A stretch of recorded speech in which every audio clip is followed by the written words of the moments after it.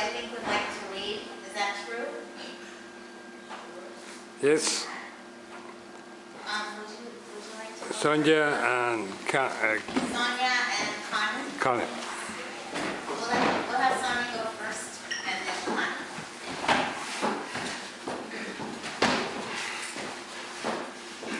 I haven't read from the group for a long time, so I hope I don't blow it. But anyway. Do you need a microphone? I don't think so. Can you hear me in the back? I've been writing poetry for a long time, and it really broke loose when I went through yoga teacher training in San Diego. And I would go to this open mic weekly with this wonderful group of people. And the synergy that was with all these other poets and musicians, and it was just wonderful. So this is me, my voice in 2000. And I've been back in Kilmarnock since 2001. So, primordial heartbeat. My earth body vibrated loose from its ordinary, middle-class, uptight, perfumed, white precision. Toes tapped, skin spinned unfettered around my bones. Ozone levels made plenty of room for my urge to wiggle free, escape the tedious existence of every single day. These people of culture spat out words, blew out tunes, pumped and thumped their souls at me on stage, and I emerged. New-found, form-free, heart-drumming world beat. Primordial spirits gyrated above surfaces of me. We all ascended blissfully, star-grazed, electric neon day glow, moved halfway to the moon as periphery let go around us. Their music reached high, words flooded us out of our seats, hastened us up transcendent rivers of ecstasy, and we remembered who we really are. Coffee-loving ass-kickers, anti-war peacemakers, far-left demonstrators, literary soothsayers, restless savages underneath civilized dead skin, and the whole structure of a non-society. We beat the drums, rhyme the words, sing the songs, raise the ones who reflect our Creator's true image.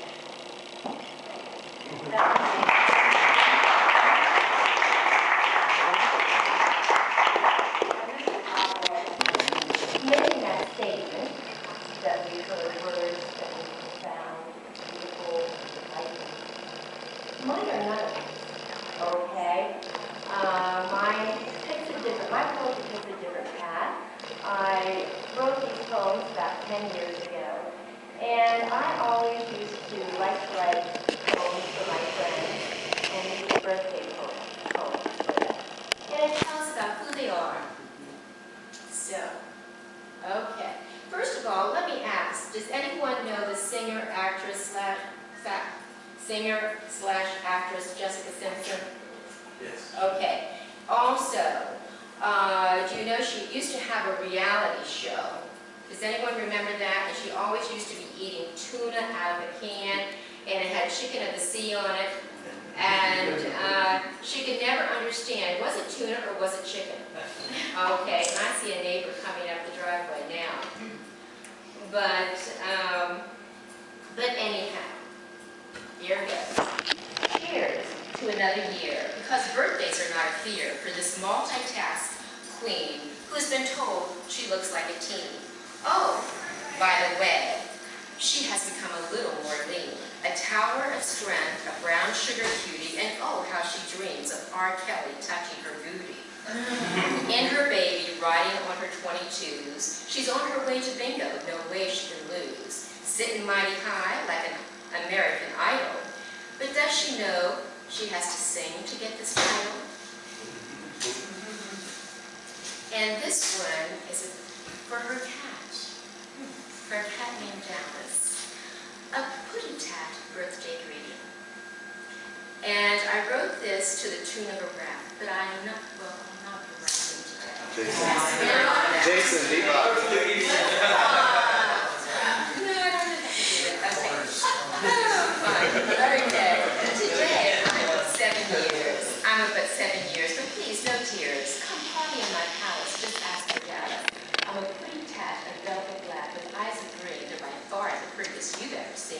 My mommy, she keeps me squeaky clean, and squeak is what I'll do if you be mean. Meow, meow, meow.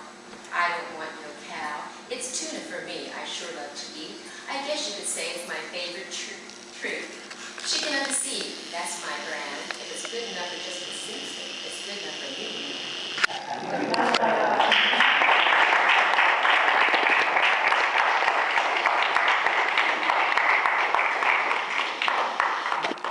Does anybody else have something they would like to share? Well,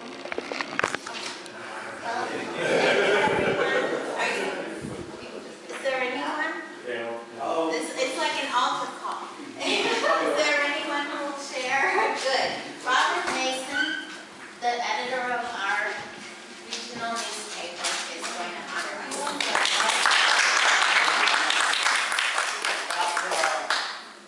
I joined the record staff about 35 years ago, and no, I guess about 30 years ago. And I'd worked there for about a year, and I was getting bored just writing news, and so I convinced the publisher to let me write a column. And it's appeared weekly, almost weekly ever since then. And this one was one of an entry of 3 that I entered in the Virginia Press Association column writing contest in 2012, and I won first place with the 3 column entry. and I'm usually, on the other side, catching the news, so I'm not used to reading in front of everyone, but we'll try it. The column is Fiction or Fact from Bob's Almanac by Robert Mason Jr. A Virginian by birth, by choice, and by God, until recently it never occurred to me there may be non-Virginians among us who don't know the proper way to taste bourbon.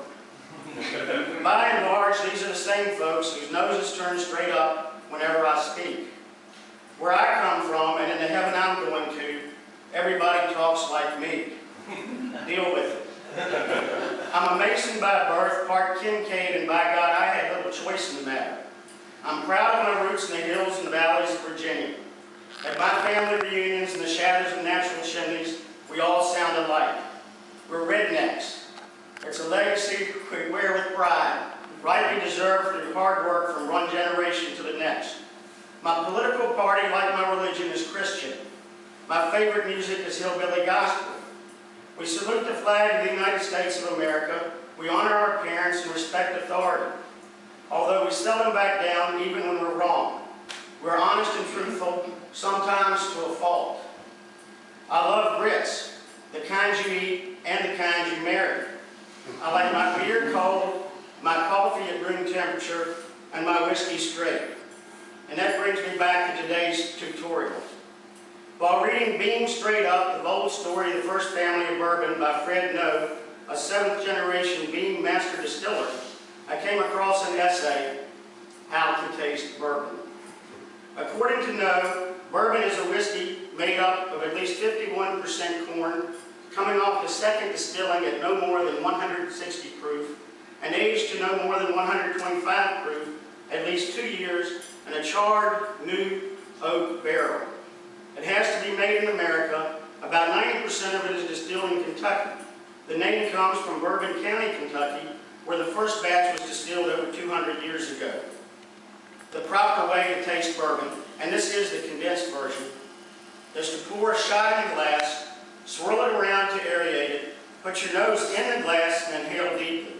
Take a sip and move it around in your mouth, chew it a little and swallow. You might detect a hint of honey, tobacco, wood, fruit, or sugar, maybe some heat. The final step, according to Noe, is to assess the finish. What sort of sensation are you feeling in your throat and stomach, and for how long? If you're tasting more than one bourbon, start with the lowest proof and work up. Remember to sip some mountain spring water and nip an unflavored cracker to cleanse the palate between each bourbon. For a more complete tutorial, pick up the book